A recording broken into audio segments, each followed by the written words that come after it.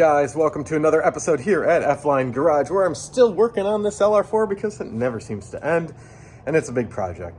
So, the last video, if you watch it here, I started by wanting to remove the fuel injectors, and that quickly took a detour, and we ended up taking out the intake manifold and finding a pretty good coolant leak.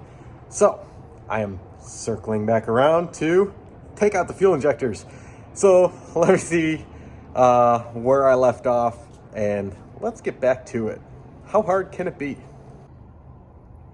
So I quickly started by removing, here's the, thermostat. Took off the pipe that comes this way, and that kind of gives me access to here, the wire loom that I was struggling to take this one off and this ground wire off. So I'm going to remove those, and then this whole thing should fold back and I can get to the fuel rail down here. Eventually all this is going to come off anyway, and I may start to work on that because I can still take the cam cover off and check timing this way. So if the fuel rails give me too much of an issue, I'm going to do that, but eventually it's all going to come out anyway. So I'm going to start by unclipping this, the ground wire, everything else, the cam position sensors, everything else already came out in the last video. If you watch that again, watch that one. That's where all this came out and all this. So this can't be that hard. I mean, one screw and a snap thing, right? And then a bunch of this. So yeah, let's get to it. Well, so far this car has just been riddled with problems. Out of this wire loom, I forgot to show you that there is also one down here. I went to unclip it and realized these wires aren't even connected. So I don't know if this is supposed to turn and unplug or what, but right now we're gonna have to get a new connector and splice that in. Shouldn't be too hard. It's just electrical, but yeah, between that and then up here, the purge valve, those wires aren't connected either. Can you see those there? Yeah, so those things are supposed to connect to this purge valve. Those weren't connected either. So, well, just more to add to the list, but finding things. This is where I not JB welded, but put some RTV on. This was the other end of that. Always something. So I love working on these because everything's been a T30 or a 10 millimeter, but sometimes this fragile stuff, I can't blame it on range or Land Rover. Might just be prior neglect. So let me go fix this. It's about time. I finally got this fuel rail unseated from the injectors. It took a little persuasion, not gonna lie. I had to soak these things in WD-40 and like a rust release penetrating spray, and then I used a really long flathead, and I was able to get down here and pry up, and they all came loose. I had tried a lot of methods, and I finally just said I have to give it a little bit more force, and that's what it is. So now I just got to remove this, and we can get to the injectors and use that slide hammer to start pulling some things off. So yeah, how hard can it be? Told you it couldn't be that hard, right? So now that we got it out, I gotta go figure out where I put this thing. There it is. So I got the, I'm gonna call it a slide hammer ejection tool. Let's check it out. Here it is. All right. Come with me. All right. This thing from Amazon. So let me show you how this is supposed to work. I've never done it, but let's give it a shot. How hard can it be?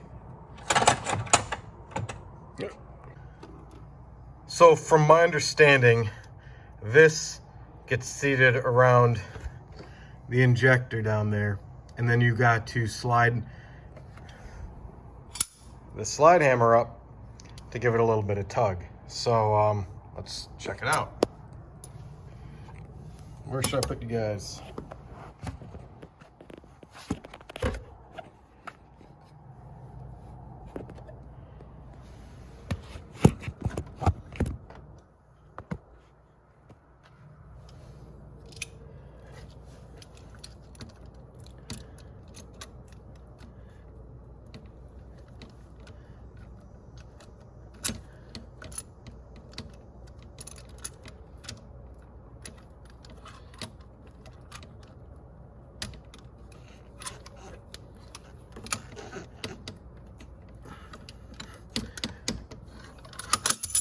Nope, that's not gonna work, is it?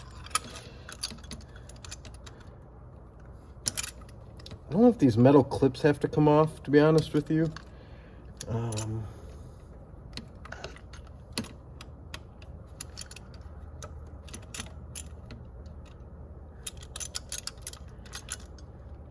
That feels right. I'm gonna try to remove the metal clips that go around it real quick.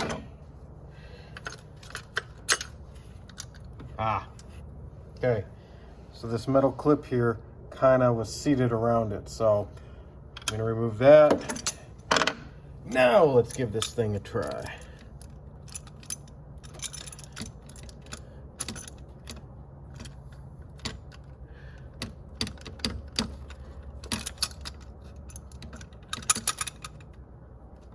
There it is. All right. See how this works.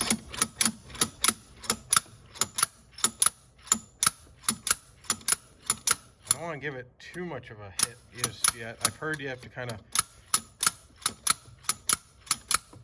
break them loose, but I don't want to break it either. Someone said like 15 to 20, others said 3 hits. I think I'm going to be more on the 400 hits, but I'm just going to keep doing this, or is it this, and hopefully that pops out. So I was more along the lines of 40. It does look, let's see if I can get it to focus here. It does look pretty gunked up here, to be honest with you. But hey, it's out. That looks really bad, actually. So, okay, 1 down, 8 to go. I wanted to share, I pulled out 3 so far, 2, 4, and 6. And as I pulled out 6, can you guys see? Well, kind of give you a disadvantage here. Yeah. All right, see it? This one's cockeyed a little bit. When I look right there, can you guys see? There's a crack right there. And I don't know if that had anything to do with anything, whether I just did that or what. But I cleaned it up a little bit. These are all pretty sooty. But yeah, just wanted to point that out. Who knows? Again, more issues. All right, it's hot. It's stinky because it's all the fuel. I kind of like the smell. But that slide hammer worked great. I got all 4 out on the driver's side bank. That's the side that's been giving me a lot of the misfires, actually all the misfires. So I'm kind of just starting with that side. Anyway, the passenger side, I'm probably gonna have to remove the battery to be able to get that slide hammer back there and remove that out. But I'm definitely just gonna start focusing on the one side.